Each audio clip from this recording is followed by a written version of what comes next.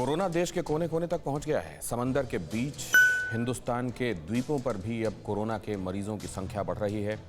ऐसे में अब नेवी के जवान देवदूत बनकर मरीजों का रेस्क्यू करने में जुटे हैं। नेवी ने विशेष अभियान शुरू किया है जिसके तहत द्वीपों पर ऑक्सीजन पहुंचाई जा रही है। कोरोना पीड़ितों की मदद के लिए नेवी ने हॉस्पिटल्स बनाए हैं। सेना और वायुसेना भी संकट के इस काल में मदद के लिए जुट चुकी है। कोरोना से इस जंग में अब हमारी तीनों सेनाएं शामिल हैं।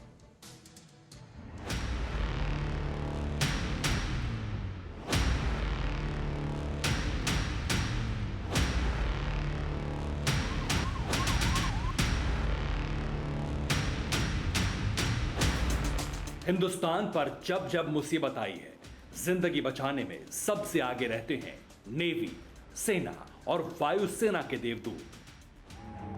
देश एक बार फिर मुश्किलों में है, जिंदगी खतरे में है और हिंदुस्तान के जाबाज जान बचाने के लिए मुस्तैद हो चुके हैं। जमीन, समंदर और हवा तीनों जगह ऑपरेशन चल रहा है। तीनों सेनाएं कोरोना के खिलाफ इस जंग में जी जान से जुट गई हैं। नेवी ने समुद्री इलाके में कमान संभाली है। द्वीपों पर मचे हाहाकार को नौसेना की मदद से खत्म किया जा रहा है। हर जरूरतमंद को अस्पताल भेजा जा रहा है। नेवी के कई जहाज जिंदगी बचाने के इस मिशन में शामिल हैं। ऑक्सीजन की सप्लाई के साथ ही मरीजों का रेस्क्यू किया जा रहा है।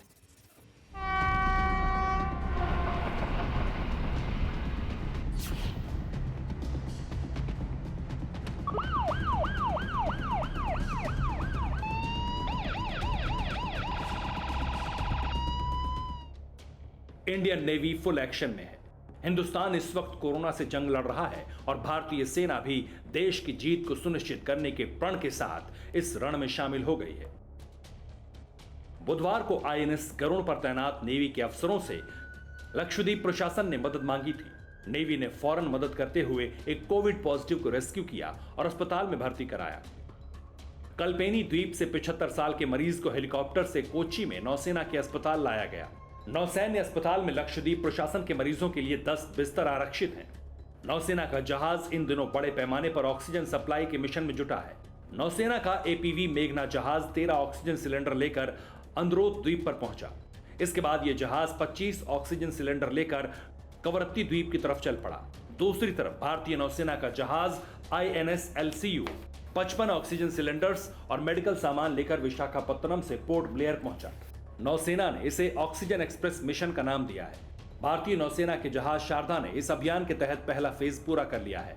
इस जहाज से कोच्चि से लक्षद्वीप के 4 द्वीपों को ऑक्सीजन सिलेंडर की आपूर्ति की गई। नौसेना ने कोरोना पीड़ितों के लिए 3 अस्पताल बनाए हैं। पहला अस्पताल गोवा में INSS जीवनवती है। दूसरा मुंबई में INSHS पतंजलि करवर है। तीसरा INSS संधानी भी मुंबई में बनाया गया है।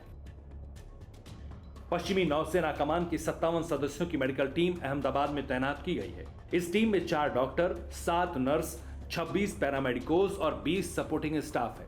टीम को PM केयर्स कोविड हॉस्पिटल में तैनात किया गया है। भारतीय थल सेना भी कोरोना से जंग में शामिल हो चुकी है। DRDO ने दिल्ली और गुजरात के अहमदाबाद में कोविड हॉस्पिटल्स शुरू कर दिए हैं। यहां आर्म्ड फोर्सेज मेडिकल सर्विस के डॉक्टर और पैरामेडिकल स्टाफ की तैनाती की गई है। गुरुवार को ही सेना ने महाराष्ट्र के पुणे में ओल्ड कमांड हॉस्पिटल कॉम्प्लेक्स में कोविड केयर फैसिलिटी शुरू की। इस फैसिलिटी को सिविलियन मरीजों के लिए शुरू किया गया है। यहां भी थल सेना के ही डॉक्टर्स और नर्सिंग स्टाफ ड्यूटी करेंगे। सेना ने दिल्ली के बेस हॉस्पिटल को कोविड हॉस्पिटल बना दिया है। अब दिल्ली में बेड 340 से बढ़कर 650 कर दिए गए हैं, जिसमें 450 बेड पर ऑक्सीजन की सुविधा है। ICU बेड की संख्या भी 12 से बढ़ाकर 35 कर दी गई है। वायुसेना भी कोरोना काल की जंग में मदद कर रही है। ऑक्सीजन और जरूरी सामानों की सप्लाई के लिए वायुसेना के कई जहाजों की तैनाती कर दी गई है। वायुसेना के अस्पतालों में भी जगह रहने पर सिविलियंस की भर्ती की जा रही है। हिंदुस्तान की बेहद ताकतवर सेना का मुकाबला इस बार अदृश्य वायरस से है। आर्मी और नेवी के जवान वायरस को खत्म तो नहीं कर सकते, लेकिन वायरस किसी की जिंदगी खत्म ना कर सके, इसकी कोशिश जरूर कर रहे हैं। सेना के अलावा कुछ सामान्य लोग भी कोरोना काल में जिंदगी बचाने में जुटे हैं। शिमला में कुछ लड़के इन दिनों खाना बांट रहे हैं। ये लोग आइसोलेशन में रह रहे लोगों के घर तक खाना पहुंचाते हैं। यंग वॉलंटियर्स की टीम इलाके में कोरोना संक्रमितों का डेटा जुटा रही है और फिर जरूरतमंदों तक खाना पहुंचाया जा रहा है। पटना के महावीर मंदिर में ऑक्सीजन बांटने का काम शुरू किया गया ताकि जरूरतमंदों तक वक्त पर ऑक्सीजन पहुंच सके। पटना के जिन लोगों को ऑक्सीजन नहीं मिल रही थी, उनके मन में मंदिर की व्यवस्था से उम्मीद जरूर बनी है। ऑक्सीजन का जो हाहाकार मचा हुआ है, तो महावीर मंदिर अपनी ओर से एक छोटा प्रयास कर रहा है। हम लोगों का लक्ष्य है कि प्रतिदिन 150 व्यक्तियों को ऑक्सीजन का सिलेंडर दें। बयान नहीं कर सकता हूँ सर, जिस कंडीशन में अभी हैं लोग और उस कंडीशन में ऑक्सीजन मिल जाना बहुत बड़ी बात है सर। और जो ये काम कर रहे हैं वो कितनी बार शुक्रिया किया जाए। कोरोना काल में एम्बुलेंस की कमी को देखते हुए भोपाल के ऑटो चालक जावेद खान ने अपने ऑटो में ऑक्सीजन सिलेंडर लगा लिया है और मरीजों को घर से हॉस्पिटल लाने ले जाने की मुफ्त सेवाएं दे रहे हैं। न्यूज में लोगों की मजबूरी देखने के बाद जावेद खान ने ऑटो को एम्बुलेंस बनाने का फैसला लिया। इसके लिए इन्होंने अपनी पत्नी का लॉकेट बेच दिया। अभी तक ये 9 सीरियस मरीजों की मदद कर चुके हैं।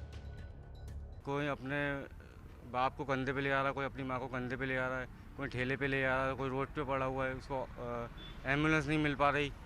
इस कारण मेरे पास ये आइडिया आया कि क्यों ना हम मानवता के लिए आगे आएँ और हम भी कुछ कर सकते हैं। पीएम के संसदीय क्षेत्र वाराणसी में ऑक्सीजन की किल्लत को दूर करने के लिए और कोविड मरीजों की जान बचाने के लिए एक समाज सेवी आर.के. चौधरी ने सरकारी अस्पताल में ऑक्सीजन प्लांट लगवाकर इंसानियत की मिसाल कायम की है। इस ऑक्सीजन प्लांट से मरीजों को बड़ी राहत मिलेगी।